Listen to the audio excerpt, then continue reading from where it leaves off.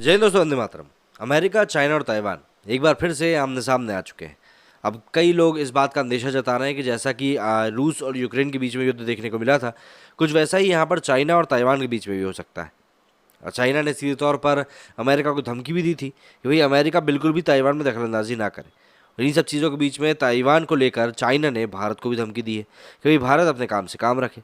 लेकिन ऐसे में सबसे बड़ा सवाल यही आ जाता है कि अगर मान लीजिए युद्ध होता भी है, तो दो इस युद्ध में कौन किसके ऊपर भारी पड़ेगा, ये समझना बहुत ज़्यादा आसान हो चुका है, या यूँ कहें अपनी जगह पर बहुत ज़्यादा मुश्किल भी।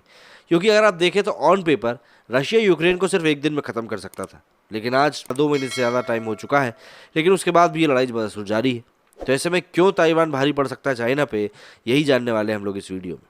चीन की तमाम धमकियों के बावजूद नैन्सी पेलोसी ताइवान आई, पूरा एक दिन गुजार कर वापस चली गई। एक्सपर्ट आशंका जता रहे हैं कि पेलोसी की यात्रा से बौखलाया चीन अब ताइवान पर हमला भी कर सकता है। वहीं चीनी सेना ने ताइवान के चारों तरफ मिलिट्री ड्रिल भी शुरू कर दी है। अगर हम बात करें ऑस्ट्रेलिया की, तो ऑस्ट्रेलियन नेशन यूनिवर्सिटी में अंतर्राष्ट्रीय कानून के प्रोफेसर डोनाल्ड रॉथवेल की डब्ल्यू से कहते हैं कि नैन्सी पेलोसी का ताइवान जाना चीनी राष्ट्रपति शी जिनपिंग को नेतृत्व को बहुत बड़ी चुनौती है। और इसी साल चीनी कम्युनिस्ट पार्टी की 20वीं कांग्रेस भी होनी है, जिसमें शी जिनपिंग लगातार तीसरा राष्ट्रपति कार्यकाल पाने का दावा करेंगे। और ऐसे में पेलोसी की यात्रा शी के दावे को कमजोर कर सकती है, इसलिए वो इस कदम पर कड़ा जवाब देने की तैयारी कर रहे हैं। पेलोसी के जाते ही चीन ने नॉर्थ, साउथ वेस्ट और साउथ ईस्ट में ताइवान के जल और हवाई क्षेत्र में मिलिट्री ड्रिल यानी सैन्य अभ्यास की घोषणा कर दी। चीनी समाचार एजेंसी शिन्हुआ ने कहा कि असली हथियारों और गोला बारूदों के साथ ये अभ्यास इस पूरे हफ्ते तक किया जाएगा। पीले ईस्टर्न थिएटर कमांड के प्रवक्ता सीनियर कर्नल शी यी ने कहा कि ये सैन्य अभ्यास के दौरान long range live fire shooting की जाएगी, साथ ही मिसाइल का भी टेस्ट किया जाएगा। अब जाहिर सी बात है, अगर हम ताकत की बात करें चाइना और ताइवान के बीच में, तो आबादी की बात करें तो चाइना ऑब्वियस सी बात है, ताइवान से बहुत ज़्यादा आबादी वाला देश है। जहाँ चाइना में 139 करोड़ आबादी है, तो वहीं ताइवान की मात्र 2.5 करोड़ आबादी है। डिफेंस बजट भी कुछ ऐसा ही है, जहाँ पर चाइना का डिफेंस बजट करीब 230 अरब डॉलर का है, तो वहीं पर ताइवान का मात्र 16.8 अरब डॉलर का है। एक्टिव सैनिकों की बात करें तो जहां चाइना में 20 लाख है, तो वहीं पर ताइवान में मात्र 1.25 लाख है।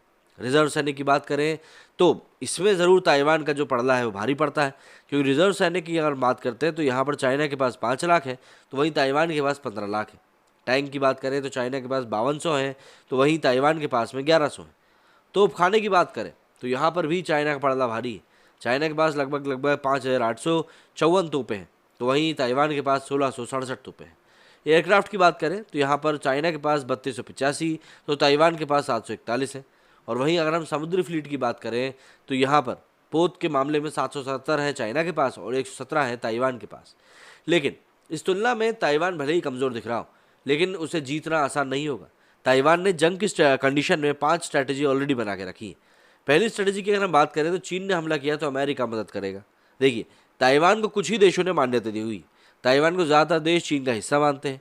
अमेरिका का भी ताइवान के साथ आधिकारिक रूप से राजनयिक संबंध नहीं, लेकिन अमेरिका ताइवान रिलेशंस एक्ट के तहत उसे हथियार बेचता है। इस कानून में कहा गया है कि वो ताइवान की आत्मरक्षा के लिए ज़रूरी मदद करेगा। अक्टूबर 2021 में राष्ट्रपति जो बाइडन ने कहा था कि अगर चीन ताइवान पर हमला करता है तो अमेरिका ताइवान का बचाव करेगा। यह अमेरिका के पुराने जख्म से अलग लाइन थी। सीधी सी बात है, अमेरिकी राष्ट्रपति से पूछा गया था कि क्या अमेरिका ताइवान की रक्षा करेगा, तो बाइडन ने कहा हाँ, ऐसा करने के लिए हम प्रतिबद्ध हैं। बाद में व्हाइट हाउस के एक प्रवक्ता ने कहा कि इस टिप्पणी को पॉलिसी में बदलाव के तौर पर नहीं लिया जाना चाहिए। वहीं अगर हम बात करें स्ट्रेटेजी 2 की, तो पार्कुपाइन स्ट्रेटेजी से दुश्मन के लिए जंग को महंगा और कठिन बना दो।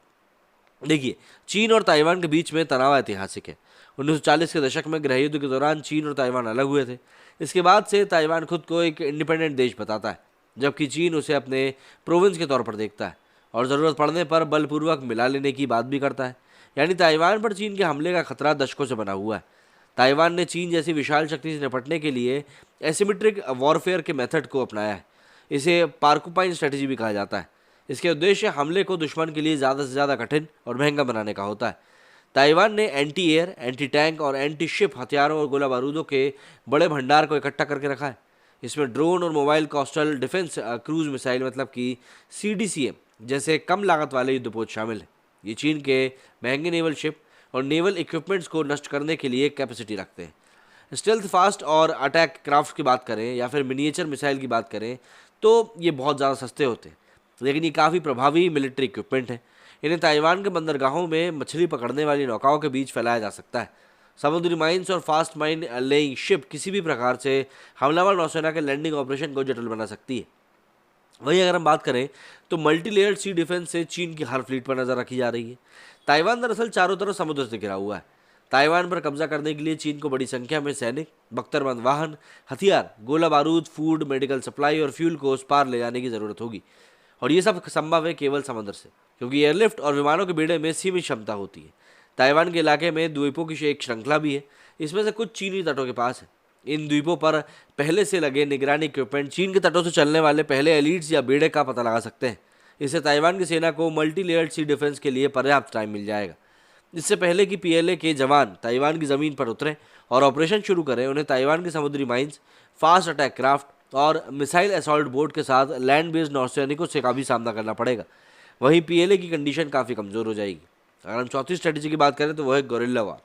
दरअसल अगर हम मल्टी लेयर्ड सी डिफेंस को भेद कर चीन के ये मान भी लेते हैं कि चीन के सैनिक ताइवान पहुंच जाएंगे, तो उसने अपने शहरों को गोरिल्ला युद्ध के लिए भी तैयार करके रखा है। Taiwan man portable air defence system यानी कि मैनपैड्स और मोबाइल एंटी आर्मर हथियार जैसे high mobility artillery rocket system यानी कि हिमार्स का यूज़ शहरी लड़ाई में कर सकता है। साथ ही बिल्डिंग को बैरक में बदल सकता है।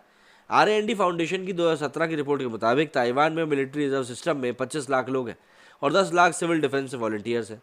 ये संख्या ताइवान की आबादी का 15% है, यानी हर 6 में से एक व्यक्ति से जुड़ा है। रूस ने इस साल फरवरी में यूक्रेन पर हमला किया था, तब से ताइवानियों के बीच गन ट्रेनिंग की दर काफ़ी तेज हो गई है। राजधानी ताइपे के पोलर लाइट ट्रेनिंग सेंटर के सीईओ मैक्स चियांग कहते हैं कि बहुत से लोग जिन्होंने अपने जीवन में कभी गन नहीं देखी, वे इसका इस्तेमाल करना इस समय सीख रहे हैं।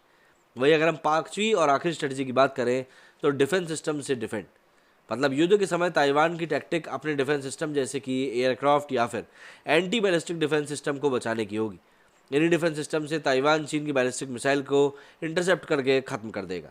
पिछले कुछ सालों से ताइवान अमेरिका से दर्जनों एडवांस फाइटर जेट खरीद रहा है। साथ ही खुद से स्वदेशी AIDC FCK-1 चिंगहुआ फाइटर जेट भी बनाया है। ताइवान ने अपने एयरक्राफ्ट को सबसे ज़्यादा सुरक्षा वाले बेस में रखा है।